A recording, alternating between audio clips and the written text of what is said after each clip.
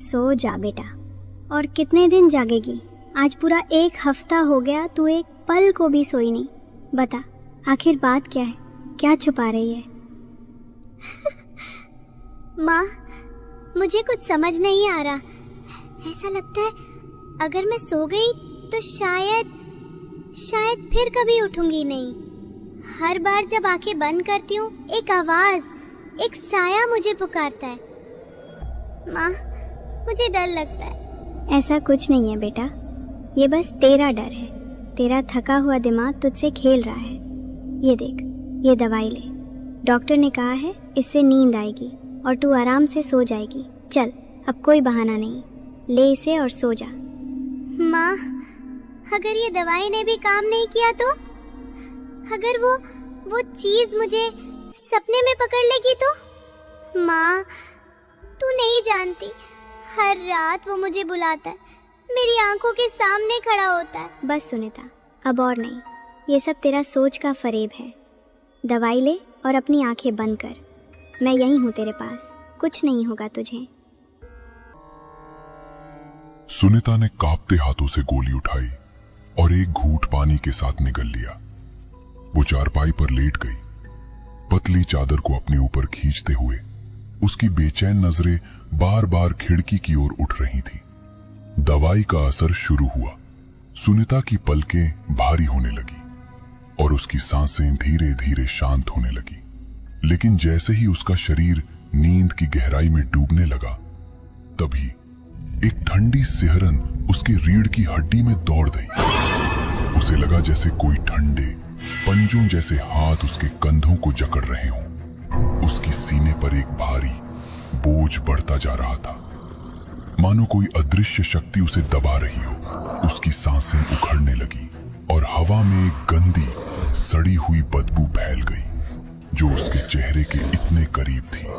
सुनीता ने हिलने की पूरी कोशिश की, अपने शरीर को आजाद करने के लिए छटपटाई, लेकिन उसका शरीर पत्थर की तरह जड़ हो चुका था, जैसे कोई भयानक शक्ति उसे नींद के जाल में जकड़ कर रखना चाहती हो। तभी सुनीता की मां की चीख अंधेरे को चीरती हुई गूंजी।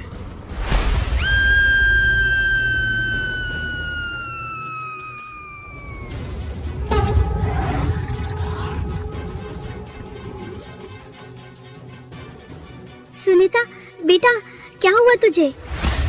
सुनीता की आंखें एकाएक खुल गईं। उसका शरीर पसीने से तरबतर था, जैसे उसने किसी भयानक जंग को जीता हो। वो हांफते हुए अपनी मां की ओर देखती है। उसकी आंखों में आंसुओं की धारा बहने लगती है। कांपते होंठों से वो फुसफुसाती है, माँ, मुझे बचाओ, मेरे साथ कुछ बहुत गलत हो रहा है। क्या हो रहा है बेटा? बोल, क्या हुआ? तू इतना डर क्यों रही है? माँ, मुझे ऐसा लगा जैसे कोई मुझे कंधों से जकड़कर मेरे सीने पर बैठ गया हो। मेरे पैर, मेरे हाथ, सब कुछ बंधा हुआ था। मैं हिलना चाहती थी, चीखना चाहती थी, पर मेरी आवाज गले में ही अटक गई। माँ, वो बदबू, वो ठंडी सांस, वो मेरे चेहरे के इतने पास था, मैं बता भी नहीं सकती कि कितना घिनौना लग रहा था। वो मेरे सपनों में घुस रहा है। माँ, क्या? तू इतने दिनों से तूने हमें कुछ बताया क्यों नहीं? ये सब कब से हो रहा है सुनीता? मुझे लगा शायद ये सिर्फ सपना है, लेकिन माँ, ये कोई साधारण सपना नहीं। वो मेरे सपनों में नहीं, मेरे शरीर पे कब्जा करना चाहता है। माँ, मुझे लगता है वो मुझे अपने साथ ले जाना चाहता है। बस, अब और नहीं। रुक बेटा, हम कल सुबह सबसे पहले डॉक्टर के पास जाएंगे। ये कोई भूत प्रेत नहीं, तेरा मन का वहम होगा।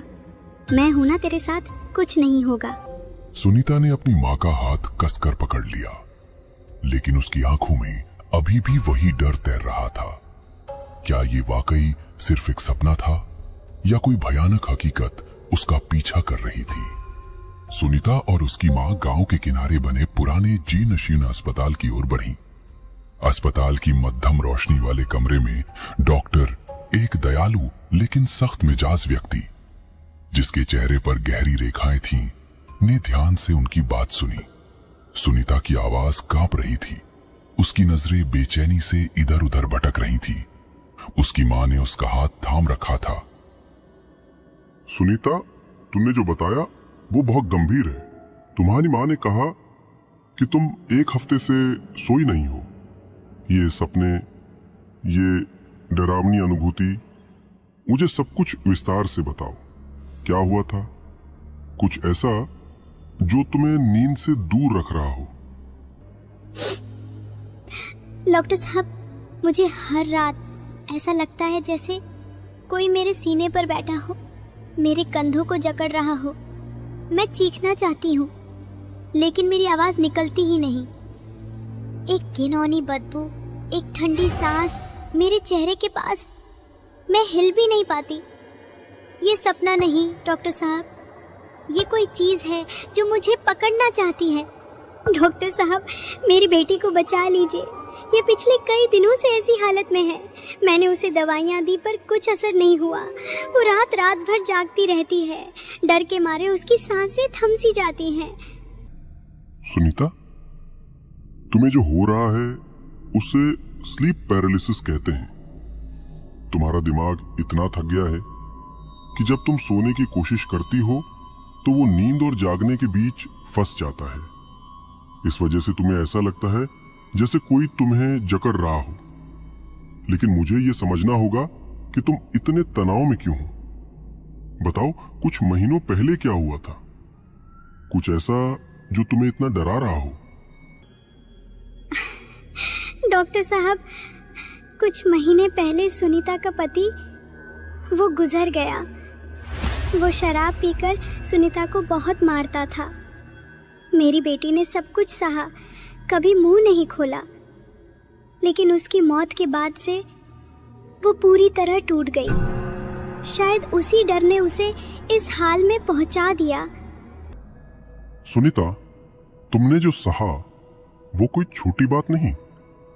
तुम्हारा दिमाग और दिल उस दर्द और डर को अब तक ढो रहे हैं। ये स्लीप पैरालिसिस उसी तनाव और डर का नतीजा है। तुम्हें आराम की सख्त जरूरत है। मैं तुम्हें कुछ दवाइयां दे रहा हूं जो तुम्हारी नींद को ठीक करेंगी और तुम्हारे दिमाग को शांत करेंगी। लेकिन यह भी जरूरी है कि तुम अपने मन का बोझ हल्का करो। 1 महीने बाद फिर आना, और अगर इससे पहले कुछ गलत लगे तो तुरंत मेरे पास आ जाना। डॉक्टर ने एक छोटा सा दवाइयों का पैकेट थमाया। उसकी आंखों में सहानुभूति थी, लेकिन चिंता की एक छाया भी। सुनीता ने कांपते हाथों से पैकेट थामी, जबकि उसकी मां ने आंसू पोंछते हुए वो उसे घर की तरफ निकल गए। कई दिन ऐसे ही गुजर गए। सुनीता पुरानी यादों के भंवर में डूबी रहती। कभी अपने पति की क्रूरता को याद कर सिहर उठती, तो कभी उसकी मौत के बाद की खामोशी को। लेकिन अब उसकी तबीयत में हल्का सुधार नजर आने लगा था। दवाइयों का असर हो रहा था और वो पहले जितना नहीं डरती थी। उनके छोटे से परिवार में सिर्फ सुनीता और उसकी मां थी। घर चलाने की जिम्मेदारी मां के कंधों पर थी, जो खेतों में मजदूरी करके 2 वक्त की रोटी का इंतजाम करती थी। यही उनकी आजीविका का एकमात्र साधन था।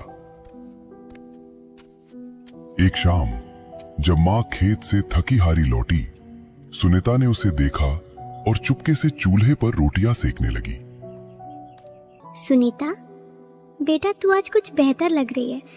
वो दवाइयाँ ले रही है ना? कुछ और हुआ क्या जो तूने बताया नहीं? हाँ माँ, दवाइयाँ ले रही हूँ। अब वो डरावने सपने उतने नहीं आते, लेकिन कभी कभी मुझे लगता है वो अब भी कहीं आसपास है। बस अब वो पहले जितना डरावना नहीं लगता।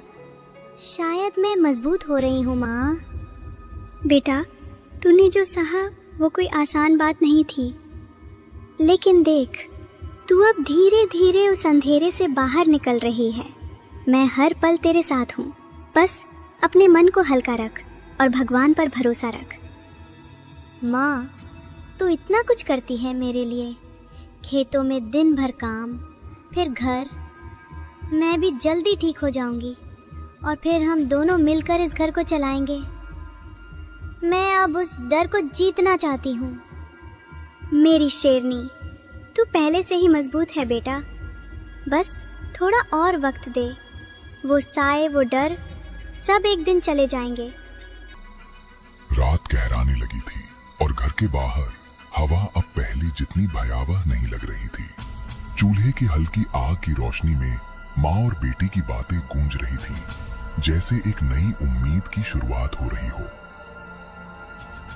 लेकिन कहीं गहरे में सुनीता के मन में एक हल्का सा संदेह अभी भी बाकी था। क्या वो सचमुच उस अंधेरे से मुक्त हो पाएगी या कोई अनदेखी छाया अभी भी उसका इंतजार कर रही थी? आखिर कौन था वो पिशाच? क्या सच्चाई छिपी थी उन काले सपनों में? क्या सुनीता उसकी पकड़ से अपनी आत्मा को बचा पाएगी या वो पिशाच उसे अपने अंधेरे जाल में हमेशा के लिए कैद कर लेगा? हर सांस के साथ डर गहराता जा रहा है और हर छाया में एक अनदेखा खतरा मंडरा रहा है। क्या है इस रहस्य का अंत? जानने के लिए देखिए इस कहानी का अगला हिस्सा, जहां हर पल एक नया खुलासा इंतजार कर रहा है। आप सभी प्यारे सब्सक्राइबर्स का दिल से धन्यवाद। आपके प्यार और समर्थन के बिना हम यहाँ तक नहीं पहुँच पाते। हमारे YouTube चैनल @cartoon78 को सब्सक्राइब करें।